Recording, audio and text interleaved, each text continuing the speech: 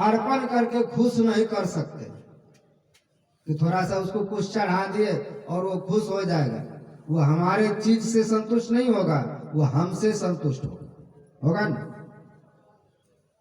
उदाहरण दिया संतों ने कहा, जैसे माँ बच्ची को साथ में लेकर के मेला गए और मेला में बच्ची खो जाए, तो खो जाता है तो पुलिस वाला उसको पकड़ के बच्चे को ले जाता है, किसका बच्चा खो रहा है, तो उसको वहां कार्यालय में ले जा करके खूब संतुष्ट करे कि बच्चा ये जिलेबी ले ले, मिठाई ले ले, तो कितना देर उसको चुप करके रखेगा, रख पाएगा?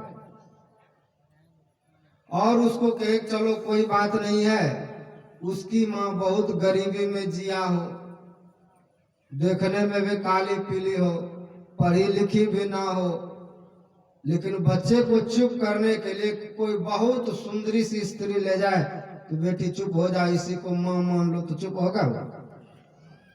और उसकी माँ चाहे उसको टोफी भी ना देता हो, आधे कपड़े में फटी वस्त्र में हो, काली पीली देखने में हो, लेकिन माँ को देखेगा तो अच्छे भले किसी न आदमी को छोड़ के माँ के पास दौड़ेगा ना, चाहे जैसा भी है वो उसका माँ है, तो उनसे वो बना है, उन्हीं से उसका जन्म हुआ है, इसलिए उसके सामने किसी और का कीमत नहीं है उसके सामने। तो अपने माँ को पकड़ लेगा। कहते ठीक उसी तरह हम संसार में तमाम चीज इस मन को देने का प्रयास करें, धन दौलत स्त्री पुत्र मकान, ये 2 दिन के बाद वो फीका हो जाता है। चाहे कितना बड़ा चीज आप ले लीजिए जिसके लिए आप खूब तरसते हैं, जिस दिन मिल जाएगा उसी दिन से आपको लगेगा कि मैं जैसा खोज रहा था ऐसा था ही नहीं। तो संसार का तमाम चीज पा करके भी आपको लगेगा कि हमने कुछ भी नहीं प्राप्त किया है, कुछ भी हमको नहीं मिला है। ये मैया पार्वती भगवान शिव को पाने के लिए कितना तपस्या किया है, 4041,000 वर्ष तक तपस्या किया है, भूखे रह करके, पत्ता चबा करके, पानी पी करके, हवा पी करके, कितना इसने अपर्णा भजन किया है। जब भगवान से मिले 1000 वर्ष तक गृहस्थी का जीवन जिया शिव पार्वती, तो एक दिन मैया पार्वती कहते हैं कि हे भोलेनाथ, मैं जब अपने पिता के घर में थी तो मेरे पिताजी भी राजा थे हिमाचल, तो पिता के घर में किसी चीज की कमी नहीं थी, आनंद पूर्वक मैं अपना राजकुमारी वाला जीवन जिया, सब तरह का सुख आनंद लिया। लेकिन पति भी आप मिले तो तुम त्रिभुवन गुरु वेद बखाना, तीनों लोकों के गुरु हैं आप, तीनों लोकों के स्वामी हैं आप, फिर भी आपको प्राप्त करने के बाद मेरी आत्मा संतुष्ट क्यों नहीं? ऐसा लग रहा है कि अभी कुछ नहीं मिला है। वो क्या तत्व है उसके बारे में बताने की कृपा कीजिए। तब भगवान शिव ने मैया पार्वती को आत्म तत्व का बोध दिया है, तत्व के बारे में बताया है कि देवी बिना भजन का ये मिलने वाला नहीं, इसके लिए आपको भजन करना पड़ेगा। चाहे शिव मिल गया तो क्या मिला, शरीर मिला है, ये शरीर एक दिन मिटेगा, तो शरीर वो शिव नहीं है। नमामि स्मिशान निर्वाण रूपम, वो तो निर्वाण स्वरूप है। आकाश मासम, आकाश में बसने वाला है। ये त्रिशूल नाग और जटा वाले गंगा धारण करने वाले शिव नहीं का, वो तो निर्वाण रूपम है, अव्यक्त है, प्रकृति से परे हैं, सच्चिदानंद स्वरूप से परे हैं। ऐसे जो परमात्मा है, जब तक वो चीज नहीं मिलेगा तब तक आत्म सुख निज तेरो का वही मिलेगा तो सुखी हो पाएगा। संसार मिल गया तो क्या एक दिन छूटेगा, तो सबको ये छोड़ना पड़ेगा और एक दिन छूटेगा। तो कोई लोग शरीर छोड़ने के बाद भी जिंदा है और कोई जिंदा रहते हुए मरा है। संत लोग कहते हैं, गरीबदास जी महाराज कहते हैं, मरे हैं सोई जो भक्ति से बेमुखी का, जिसके जीवन में भजन नहीं है वो मरा हुआ है। मृतक तीन नान का प्रीत नहीं भगवंत का, जिसके जीवन में परमात्मा से प्रेम नहीं है वो मरा हुआ है धरती। अंगद ने रावण को कहा था 14 तरह के लोग धरती पर मरे हुए। कौन कौन? का कौल काम बस कृपन विमूढ़ा, अति दरिद्र अजसी अति बूढ़ा, सदा रोग व संतत क्रोधी, विष्णु विमुख सुरति संत विरोधी, तन पाल निंदक यद खानी, जीवत शब सम 14 प्राण। का जो भूत पूजा करता है, जो कब्र पर चादर चढ़ाने जाता है, तो कब्र पर चादर कौन? मुसलमान चढ़ाता है। हिंदू लोग, जितने हिंदू लोग हैं ना, वही जाता है वहां धूप अगरबत्ती और चादर चढ़ाने के लिए। वो तो सिर्फ अल्लाह को मानता है, वो तो एक दुकानदारी है। और दुकानदारी में ये लोग हिंदू लोग जो हैं, छोटी छोटी मांग लेकर के वो मुर्गा चढ़ाने जाएगा, चादर चढ़ाने जाएगा। तो ये लोग जो भूत पूजने वाले हैं, तो ये लोग मरा हुआ है। भगवान श्री कृष्ण कहते हैं स्वधर्म निधनम श्रेया, का अपने धर्म में रहते हुए मर जाना बेहतर, लेकिन पर धर्म भयावह। आजकल बच्चे लोग क्यों मर रहे हैं इतने? क्योंकि हिंदुत्व का संस्कार नहीं रहने के कारण मुसलमानों के जाल में फंसता है और बुरी तरह से मर रहा है। क्यों मर रहा है? अपना संस्कार भूलने के कारण, माँ बाप के अंडर में नहीं रहने के कारण, मनमानी रास्ता चुनने के कारण मारे जा रहे बुरी तरीका से। अपने धर्म में रहना सीखिए, अपने धर्म को जानिए, हम क्या हैं, हमारा कौन है। कस्तम को हम कुतः आयाता, को में जननी को में ताता, इति परिभाव सर्वम सारम, विश्वम त्यक्त्वा स्वप्न विचारम। का कस्तम तुम कौन हो, को हम मैं कौन हूं, कुतः आयाता हम कहां से आए, को में जननी को में ताता। भगवान की सृष्टि में हम आए हैं तो कुछ अच्छा कर करके जाएं। स्वामी विवेकानंद जी महाराज जब अमेरिका गए थे, तो वहां के पढ़े लिखे लोगों ने देखा तो हंसी का बौछार छूटता था। ये देख भारत के लोग, इंडियन लोग आए हुए। तो एक आदमी भगवान की सृष्टि में अद्भुत सब लोग हैं। स्वामी विवेकानंद जी को देखकर पूछते हैं कि मिस्टर आप किस देश के वासी हो? तो स्वामी जी विचार करते हैं पहले मैं इसका हंसी का मुस्कान का जवाब देते। तो कहा पहले आप बताइए आप किस देश के वासी हो? कहा मैं यही का हूं। कहा यहाँ कब से हो? कहा जब से जन्म हुआ है तब से मैं यही का वासी। कहा जन्म के पहले कहाँ थे? तो दिमाग चक्कर आया। कहा जन्म के पहले माँ के गर्भ में थे। कहा माँ के गर्भ से पहले कहाँ थे? कहा उसके बाद का पता नहीं। कहा जब तुमको अपने देश का पता नहीं तो हमसे क्या पूछ रहे? अगर मैं बता भी दूं कि मैं यहाँ रहता हूं तो तुमको क्या समझ में आएगा? कहा वो जो स्वरूप है, वो जो स्थिति है जो जीव प्राप्त कर लेता है, वो निर्वाण प्रद है। का वही स्थिति मोक्ष प्रद है, का उसको प्राप्त करना चाहिए। का कौल जितने ये नास्तिक लोग हैं, भूत पूजने वाले हैं, का ये मरे हुए के समान, जो सदैव काम के वशीभूत में रहता है। आप पूछेंगे कि सत्संग में नहीं गए? का बहुत बड़ा काम था, काम के कारण नहीं आ पाए। तो ऐसा कौन सा काम है जो काम आपको सत्संग से, ध्यान से वंचित करके रखता है? का ये जो सदैव काम रूपी भूत जिसके सिर पर चढ़ा हुआ है, वो संसार में जीव मरा हुआ है। चाहे वो शारीरिक काम हो, चाहे बाह्य काम हो, का दोनों तरह के काम जीव को मार देता है। काम करना जरूरी है, लेकिन जो भगवत कार्य है, सत्संग है, इसको करते हुए काम कीजिए। का कौल काम बस कृपन, का जो बहुत ज्यादा कंजूस है, का वो भी मरा हुआ है। का कंजूस का नाम भी नहीं लेना चाहिए। शास्त्र में बताया गया कंजूस का नाम नहीं लेना चाहिए, बड़े पुत्र का भी नाम नहीं लेना चाहिए। गुरु का नाम नहीं लेना चाहिए, इस सब का नाम नहीं लिया जाता है। आदरणीय लगा दीजिए, कुछ लगा दीजिए, कि नहीं लिया जाता है। तो कहा कृपण जो है संसार में बहुत मरे हुए के तुल्य। कहते ये कृपण को कहीं पर मंदिर में जाना था, तो पड़ोसी ने कहा चलो आज हनुमान जी का दर्शन कर आते हैं। तो बहुत मुश्किल से वो कंजूस को मनाया कि चलो थोड़ा बहुत धर्म कर्म भी कर लिया करो। तो ले जाने लगे। तो जब हनुमान चालीसा खत्म हुई तो आरती का समय होता है, तो कहा आरती में चलो 1 रुपया दे दो। तो बड़ी मुश्किल से जेब से 1 रुपया निकाला उस। तो गर्मी का दिन था, लाइन लगा करके आरती के पास जाना था। तो मुट्ठी में वो बंद बंद पैसा जब नजदीक गया तो देखता है कि हाँ पानी छूट रहा है।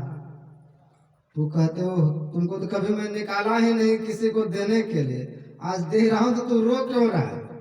रो मत, मैं तुमको किसी को नहीं दूंगा, फिर जेब में रख लिया। ऐसे ऐसे धरती कंजूस हैं जो धर्म के नाम पर, कर्म के नाम पर, कहीं भंडारा हो रहा हो, कहीं सत्संग हो रहा हो, तो उसमें कुछ न कुछ किसान भर के जो लोग हैं कुछ न कुछ उसमें अन्न दे देना चाहिए अपने मर्जी से। मांगने आता है तो देवे करते। तो किसी न किसी तरह से धर्म कर्म में आपका अन्न लग जाए तो उसका दोष समाप्त होगा। हम लोग झूठ कपट करके कमाते हैं। जो कमाना होता है सीधे रूप से नहीं कमाया जा सकता, इसमें कुछ ना कुछ झूठ कपट छल करना पड़ता है। इसलिए कबीर साहब कहते हैं झूठ कपट कर माया जोरी बात करे छल के। तो संसार में ये सब होता है, उसका कुछ न कुछ दान में लगाना चाहिए, कुछ धर्म में लगाना चाहिए, कहीं मंदिर में लगा देना चाहिए, कहीं भंडारा में लगा देना चाहिए अंश। इससे पवित्रता होती। कहीं शरीर से जाके सेवा कर लेनी चाहिए। ये बाहर की सेवा से बाहर का थोड़ा थोड़ा पाप नष्ट होता है। कहीं जी से जाप कर लिए मंत्र का तो वाचिक पाप नष्ट होता है। नेत्र से गुरु हरि का दर्शन कर लिए तो देखने का जो दोष है उसका पाप होता है नष्ट। सत्संग सुन लिए, कान से दिन रात जो निंदा सुनते रहते, कहते निंदा सुनना निंदा करना ये दोनों पाप का तुल्य है ना। कहीं पाप के समान है। भगवान राम ने कहा जो निंदा नहीं करता वो मेरा भक्त है। आठम यथा लाभ संतोषा, सपनों नहीं देखिए परदोषा। किसी में दोष नहीं देखना। भगवान राम कहते हैं मेरे भक्त का लक्षण है दोष हम किसी में ना देखें। तो आंखों से दोष दिखेगा, फिर वो आप किसी को बोलेंगे कोई सुनेगा, तो दोष का फिर विस्तार होता है। का इस जीवन में धर्म कर्म से लग करके आगे का कार्य करना चाहिए। तो का कंजूस भी मरा हुआ है, कौल काम बस कृपण विमूढ़ा, अति दरिद्र का। अति दरिद्र कौन होता है? एक तो होता है निर्धन जिसके पास धन नहीं, और ये मृत्यु इस जीव के जब मृत्यु हो जाता है तो पहले देखते हैं कहते हैं फलना सेठ फलना व्यक्ति ऐसे धनी वैसे धनी कहते हैं ना। जब जिस दिन शरीर छूटता है तो कहते हैं फलना व्यक्ति का निधन हो गया। निधन का मतलब क्या होता है? एक होता है निर्धन, एक होता है निधन। मतलब आज वो बिना धन का हो, जो भी धन था, जो भी संपत्ति थी, जो पद था, वो धीरे धीरे सब खत्म हो। आज उसके पास कुछ भी नहीं बचा है। जब सिकंदर मर रहा था तो उसका तो क्या मनसा था पूरे विश्व में अपना झंडा गाड़े, लेकिन भारत में आया महात्माओं ने कहा तुम क्या झंडा गाड़ोगे, मौका भी भेंट नहीं कर पाओगे, मर जाओगे।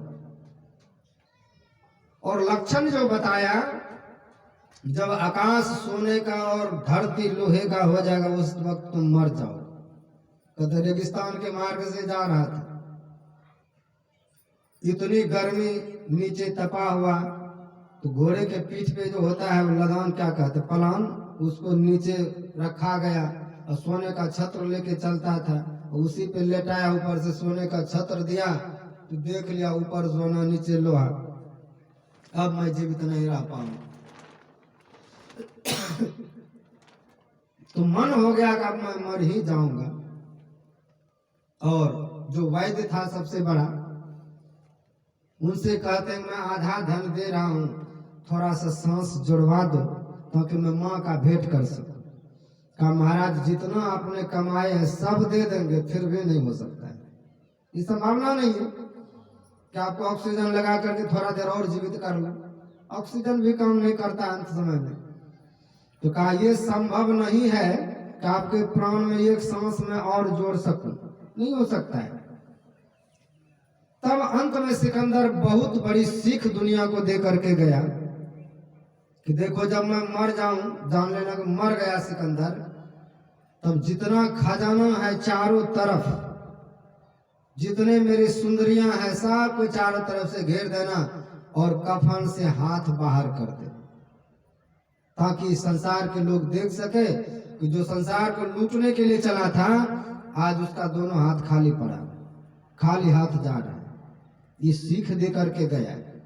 तो हम संसार से नेकी और बदी लेकर के जाएंगे, अच्छाई और बुराई को लेकर के जाएंगे, तो अच्छाई परलोक में काम देगा और यहाँ भी काम देगा। इसीलिए संतों ने कहा कि हम संसार में मरे हुए होकर के नहीं जिए, जीवित होकर के संसार में जिए, योग करते हुए संसार में जिए। तो कौल काम बस कृपण विमूढ़ा अति दरिद्र का, अति दरिद्र कौन है? कोवा दरिद्रो, तो कहा विशाल तृष्णा, जिसकी तृष्णा बहुत विशाल है, कहा वो दरिद्र है। सब तरफ से सब कुछ है फिर भी वो दरिद्र है। का इस संसार में हम आत्मज्ञान को छोड़ करके जितना जो कुछ करेंगे वो हमारे जीवन में लाभ देने वाला नहीं। एक कर्नल साहब था, उसको 4 पुत्र थे और चारों पुत्र को इतना पढ़ाया कि कोई कनाडा, कोई अमेरिका, कोई रूस, कोई जापान, सबको सब जगह नौकरी लग गई। तो सीना फुला के कहता कि मैं कर्नल, मेरा चारों बेटा विदेश में, किसी चीज की कमी नहीं रही। जब कर्नल साहब रिटायर हो गए तो पत्नी भी चल बस, अकेले अब घर में रहने लगा। तो बेटा सबको लगा कि पिताजी अकेले रहते हैं, तो एक नौकर नेपाल से ला करके, सच्ची घटना है, नेपाल से था कोई नौकर, उसको दे दिया कि मेरे पिताजी का सेवा करना। धीरे धीरे वृद्ध हो गया, चारों बेटा विदेश में पत्नी बच्चे के साथ मौज है। तो कर्नल साहब अकेले घर में रहते हैं, नौकर एगो, गर्म पानी मांगे वो दे, खाना मांगे वो दे, नीचे उतार दे, लेटरिन पेशाब करवाए सब। एक दिन वो नौकर गया बाजार, और बाजार गया तो उधर हो गया एक्सीडेंट। तो ताला तो मेन गेट में और कर्नल साहब के वाले रूम में भी ताला लगा दिया था। अब उधर गया, एक्सीडेंट हुआ, गया कोमा में, चाबी किधर फेंकाया उसको भी पता नहीं। 1 महीना रहा कोमा में, उसके बाद वो भी मर गए।